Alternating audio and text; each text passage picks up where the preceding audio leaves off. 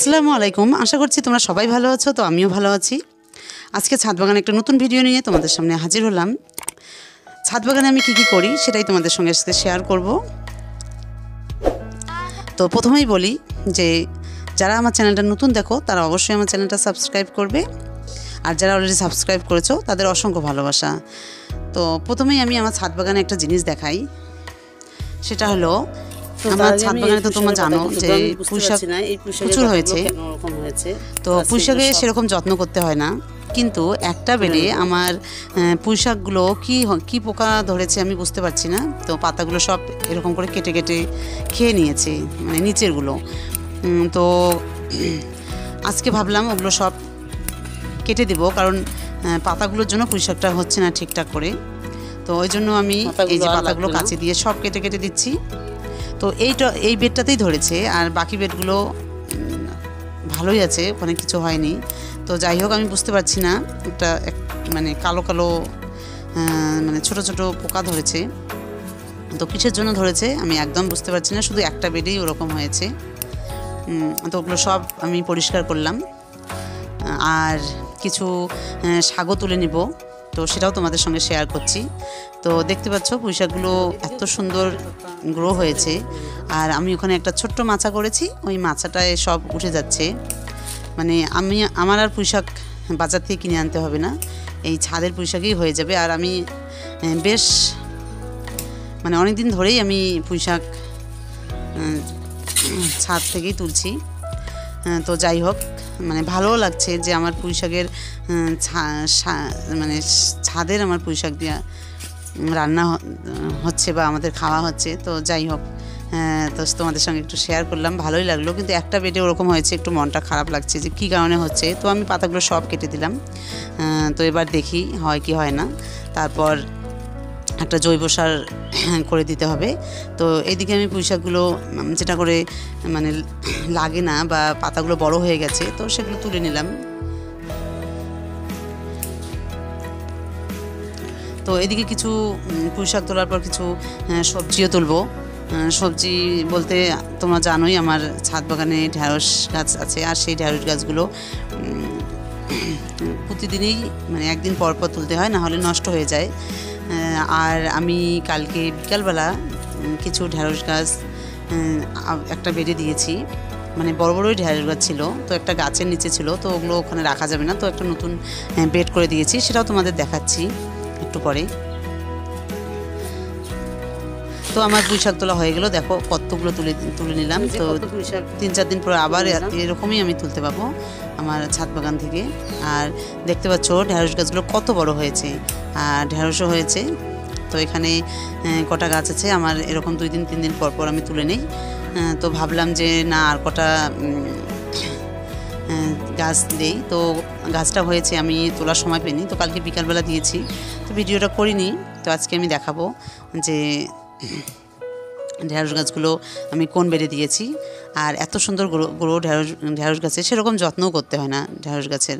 আর তোমরা এটা কন্টিনিউ খেতে পাবে। তোমাদের যদি ছাদ বাগানে তোমরা ঢ্যাঁড়স বীজ দাও, তাহলে দেখবে ঢ্যাঁড়স গাছ হওয়ার পর তোমরা 2-4 দিন পর পর তোমরা তুলতে পারবে। আর ঢ্যাঁড়স গাছ হলে তোমাদের আর বাজার থেকে কিনে আনতে হবে না। তো এদিকে ঢ্যাঁড়স কিছু তুলে নিলাম। তো দেখতে পাচ্ছ গাছগুলো আমার থেকেই বড় হয়ে গেছে, অনেক লম্বা লম্বা হয়ে গেছে। তো আমার এই ছোট্ট শখের ছাদ বাগানটা আস্তে আস্তে আমি আমার বড় হচ্ছে তোমাদের দোয়ায়। তো যাই হোক, আর খুবই ভালো লাগে ছাদ বাগানে কাজ করতে, তোমরা তো জানোই। তো আমি সকালবেলা আসি, যখন আমার মেয়ে স্কুলে যায় 7টায়, তো মেয়েকে স্কুলে পাঠিয়ে দিই, তারপর আসি। আর আসি হলো বিকালবেলা, দুই টাইমেই আসি, কারণ ছাদে টুকটাক অনেক কাজ থাকে। আর কিছু কিছু সময় তোমাদের সঙ্গে কিছু শেয়ার করি। তো যাই হোক, সবসময় তো শেয়ার করতে পারি না।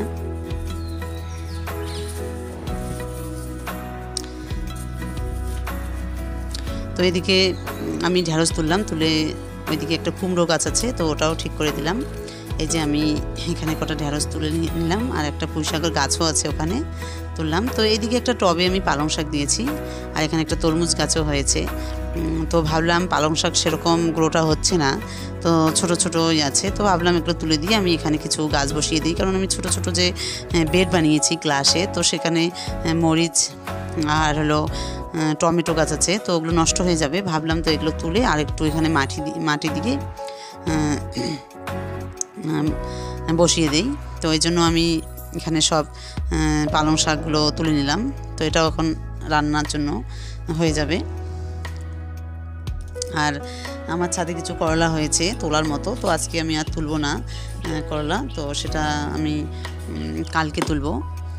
তো এদিকে আমি বেডটার সব শাকগুলো তুলে নিলাম। তো এবার বেডটা আমি রেডি করব। তো বেডটা আরেকটু মাটি দিতে হবে, কারণ মাটিটা কম হয়ে গেছে।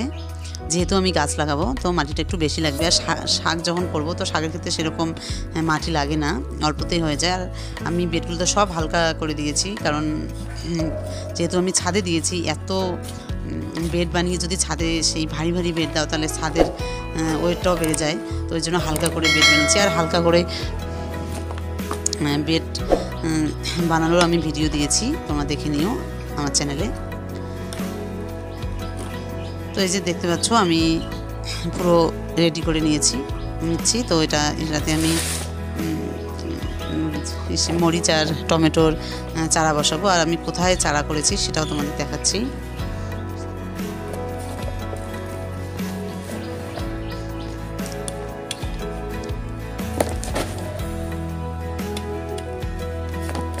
তো এদিকে আমি একটা টবে আমার কিছু মাটি ছিল, তো ওই টবটায় যে গাছটা দিয়েছে সেই গাছটি হয়নি, তো ওই ভাবলাম যে ওই মাটিটাই এখানে দিয়ে দিই। তো দিয়ে টবটা একটু বড় করে নেই।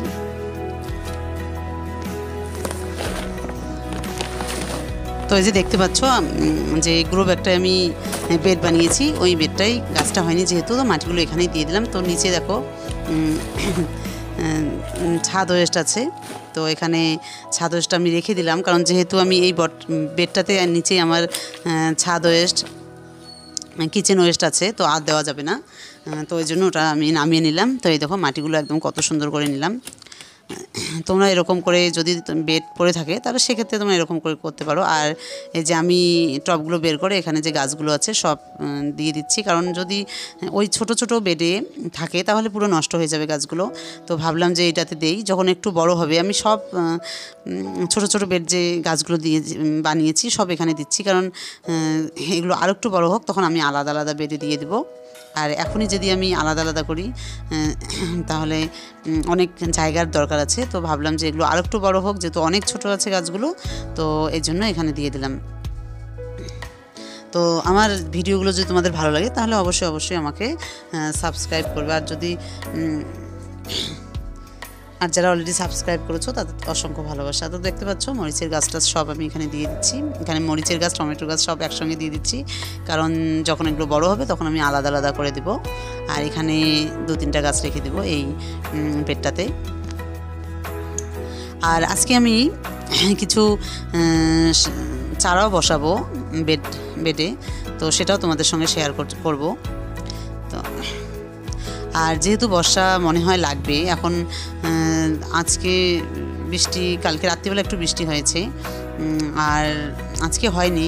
তো ভাবলাম যে এখন চারাগুলো সব বসিয়ে দিই। আর বৃষ্টির সময় চারাগুলো খুব সুন্দর গ্রোটা আসে। তো যেমন রোদে গাছ সেরকম ভালো থাকে না, অনেক যত্ন করতে হয়। আর বৃষ্টি যখন হয় তখন গাছগুলো দেখবে খুব সুন্দর গ্রো আসে, মানে খুবই ভালো হয়। তো যাই হোক,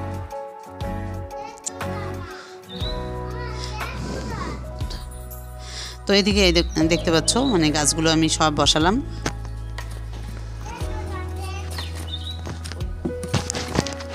তো এই যে হয়ে গেছে। তো এবার আমি একটু পানি দিয়ে দেব, কারণ মাটিগুলো পুরো শুকনো ছিল, পানি দিতেই হবে। আর তোমাদের দেখাচ্ছি, এখানে আমি মানে কালকে বিকালবেলা আমি ঢ্যাঁড়সের গাছ দিয়ে গেছি, তো ওগুলো দেখাচ্ছি কেমন হয়েছে। দেখালে তোমাদেরও ভালো লাগবে, কারণ ঢ্যাঁড়সের গাছগুলো এত সুন্দর হয়েছে। এই যে কালকে এগুলো আমি এই বেডটাতে 6টা ঢ্যাঁড়স গাছ বসিয়েছি, এই দেখো কত সুন্দর বড় হয়েছে। তো তো কালকে আমি অল্প পানি দিয়েছি, কারণ মাটিটা একটু ভেজা ভেজা ছিল। আর আজকে এসে দেখি একটু শুকনো হয়েছে, তো পানি দিয়ে দিচ্ছি।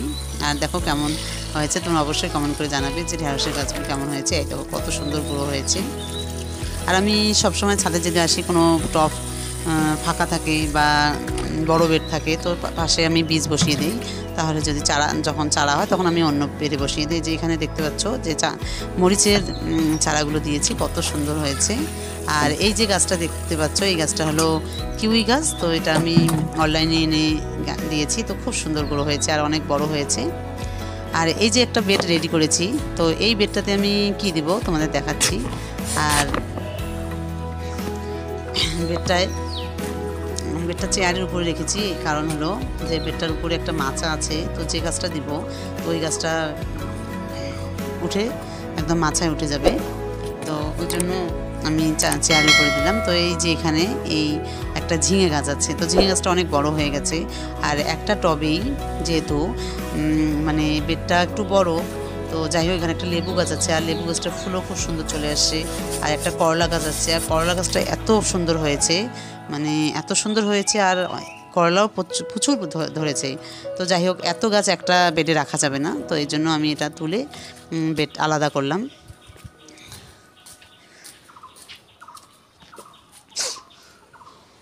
তো এই যে দেখতে পাচ্ছ আমি গাছটা বসিয়ে দিলাম এই বড় টবে। তো এটা হলো 12 ইঞ্চি গ্রো ব্যাগ। তো গাছটা খুব সুন্দর হবে, কারণ এই একাই বসে পড়লো এখানে। তো ভালোই লাগলো যে এরকম করে গাছ বসাতে এত ভালো লাগে। আর তারপর ওই গাছ থেকে যখন ফল হয়, তাহলে ভাবো কত ভালো লাগে। তো এই যে সুন্দর করে বসিয়ে দিলাম গাছটা।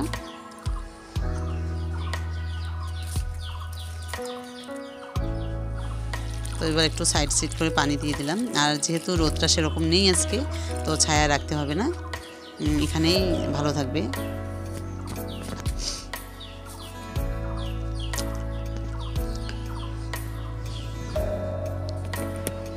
তো এই যে বেডটাও আমি একদম ঠিক করে দিলাম। দেখো কত সুন্দর, আর লেবুর যে ফুল চলে আসছে, দেখো সাদা সাদা ফুল চলে আসছে, মানে লেবু ধরবে। আর করলা গাছটাও দেখতে পাচ্ছ, মানে করলা গাছটার যা গ্রো এসছে মানে আমার ছাদ বাগানে, আর অনেক শাখা পোশাখা একদম সাইড বেরোয় গেছে। আর নিচে দেখো কত করলা ধরেছে, তোমাদের ভালো করে দেখাচ্ছি। তো করলাগুলো দেখলে খুব ভালো লাগে। তো তোমাদের কেমন লাগলো অবশ্যই কমেন্ট করে জানাবে। এই দেখো কত করলা ধরেছে, অসংখ্য ধরেছে, আর উপরেও অনেক আছে। আর এরকম গাছ আমার ছাদ বাগানে আরও একটা আছে, ওখানেও খুব করলা ধরেছে। আর আরও ছোট দুটো গাছ আছে, ও দুটো হচ্ছে বড়। তো এরকম আমি স্টেপ বাই স্টেপ গাছ চারা করি।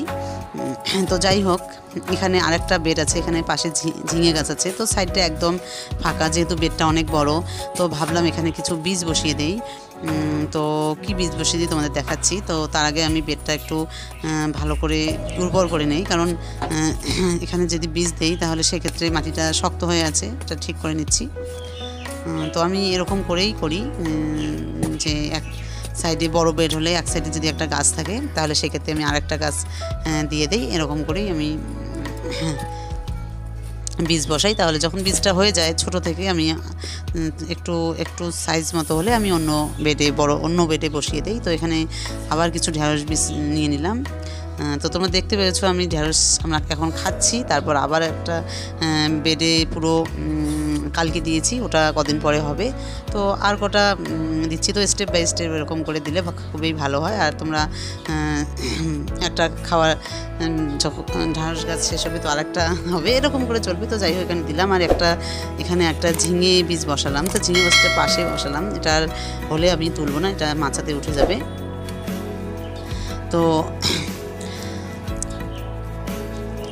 তোমাদের কেমন লাগলো তো অবশ্যই কমেন্ট করে জানাবে। আর কি সবজি তুললাম সেটাও তোমাদের দেখাচ্ছি। তো সাইডে পানি দিয়ে দিলাম একটু করে। আর এখানে যে আমি বীজ বসালাম, তো আমি হালকা করে পানি দিলাম, বেশি পানি দেওয়া যাবে না, তাহলে বীজটা আর উপরে উঠতে পাবে না, ওখানেই বীজটা নষ্ট হয়ে যাবে। তো তোমরা বীজ দেওয়ার পর একটু হালকা করে পানি দিয়ে দেবে। তো এই যে আমার ছাদ বাগানের কাজ শেষ, আর বীজ বসালাম, চারা বসালাম। তো তোমাদের সব দেখালাম কী কী করলাম ছাদে। তো আর কী সবজি তুললাম সেটাও এই যে অনেক পুঁই শাক তুলেছি, পালং শাক, তারপর ঢেঁড়স। তো যাই হোক, করলাও তোলা যেত, আজকে তুললাম না। তো আজকে ভিডিওটা আমি এখানেই শেষ করছি। তোমাদের ভালো লাগলে অবশ্যই আমাকে সাবস্ক্রাইব করবে। আর নেক্সট ভিডিওতে তোমাদের সঙ্গে দেখা হবে। তোমরা সবাই ভালো থেকো, সুস্থ থেকো। Tata, by.